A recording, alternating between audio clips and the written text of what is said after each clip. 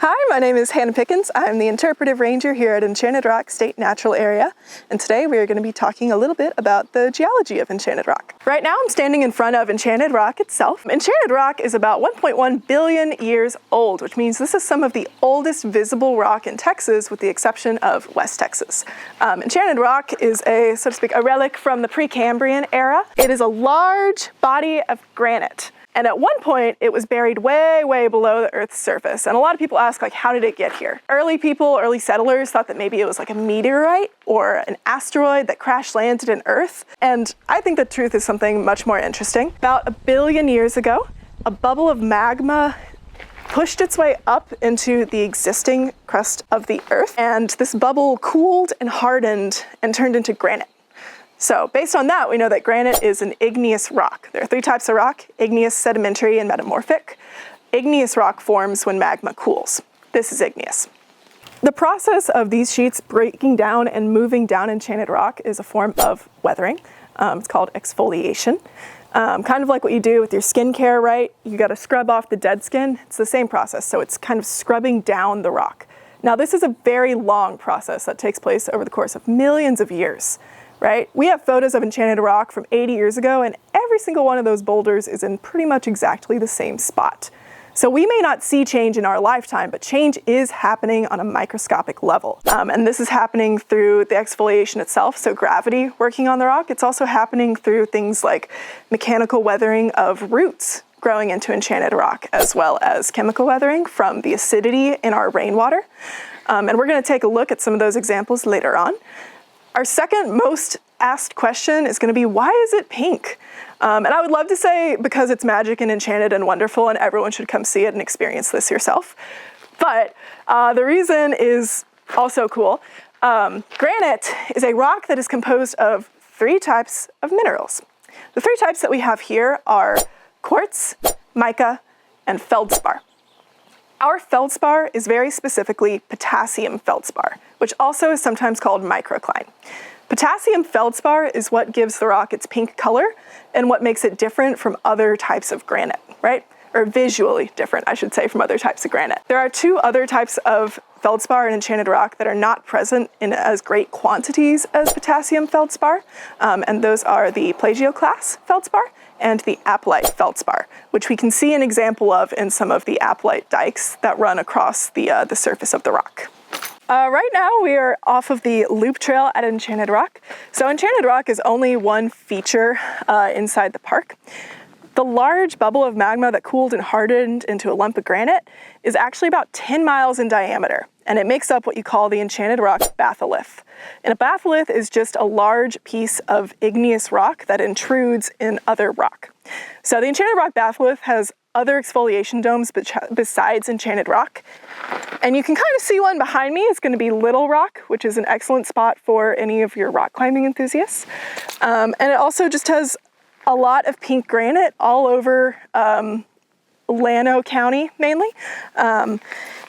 This is one example of the pink granite. This is still part of the Enchanted Rock batholith, but it is not necessarily part of Enchanted Rock. You can see really well the pink color, and it's also some of the lichen that breaks down the rock that's done so up on top of Enchanted Rock, but also all the way around the batholith. This is one of the geologic features that you can see in and around Enchanted Rock. We call this a mushroom rock or a pedestal rock. It gets this shape from there goes a rock, from the chemical weathering that I mentioned earlier. So when water hits the rock, it evaporates the soonest on the side that's facing the sun. So this is facing the sun, water immediately evaporates, but on its underside, the water doesn't evaporate as quickly, which means that the acid in our rainwater has more time to eat away against the rock, and that's what gives this super distinctive, like, curved underside.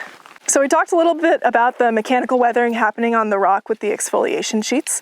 This is another example of mechanical weathering. I am not exactly sure what caused this, I'll be fully transparent, but this huge crack in the boulders you see behind me is likely either caused by the presence of tree roots or just plain old force and gravity. It's split down the middle, and this is something that we see in several places around the park.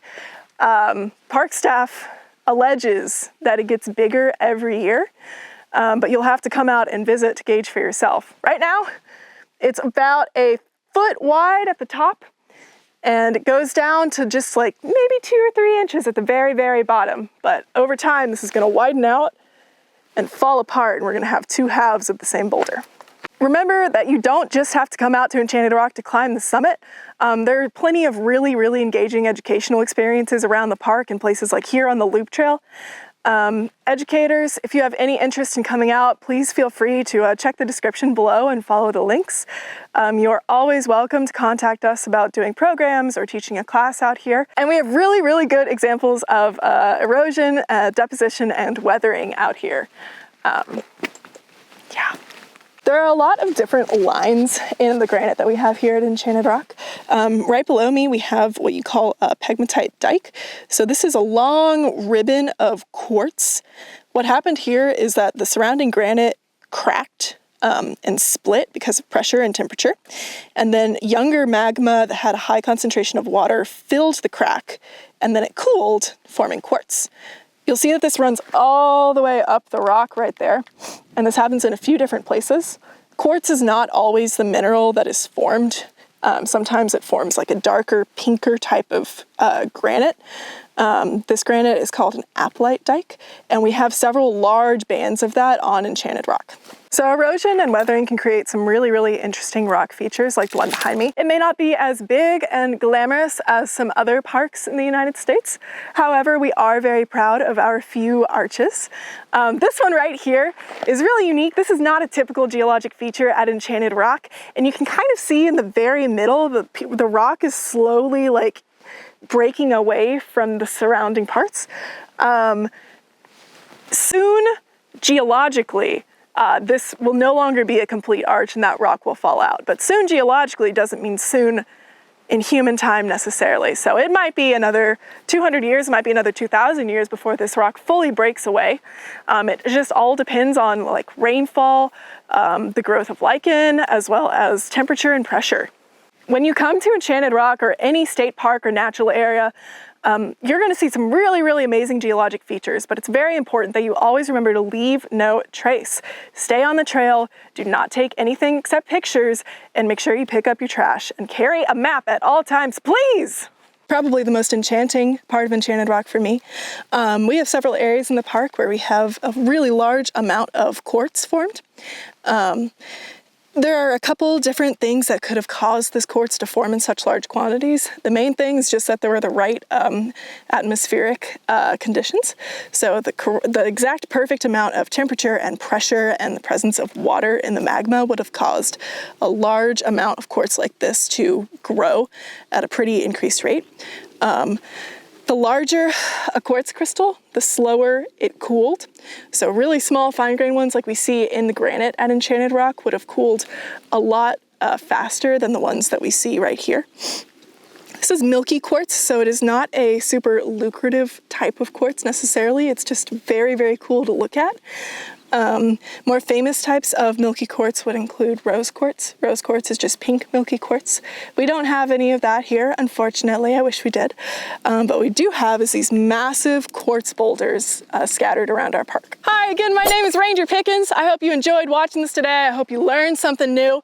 If you want to learn more cool stuff about other state parks, be sure to follow this channel. And if you want to learn more about Enchanted Rock, why don't you come out and make it to one of my programs here? Be sure to check our events page on the website, and as well as reserve your day passes ahead of time. Again, thank you for watching, and we'll see you soon at the Rock.